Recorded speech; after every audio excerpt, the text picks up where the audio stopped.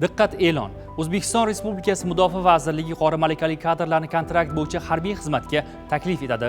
Quyidagi talablarga javob beradigan fuqarolar tanlov asosida oddiy askar va serjantlar tarkibi lavozimlariga qabul qilinadi. O'zbekiston Respublikasi Qurolli Kuchlari safida muddatli harbiy xizmatni yoki safarbarlik chaqiruv rezervi xizmatini o'tagan 30 yoshga to'lmagan erkaklar, bo'yining balandligi 165 cm va undan yuqori hamda sog'lig'ining holatiga ko'ra harbiy xizmatga yaroqli bo'lganlar.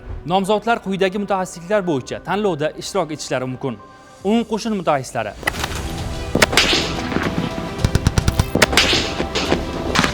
artilleriya mutaxassislari, aloqa mutaxassislari, tank mutaxassislari, haydovchi mutaxassislari, muhandis sapyor mutaxassislari,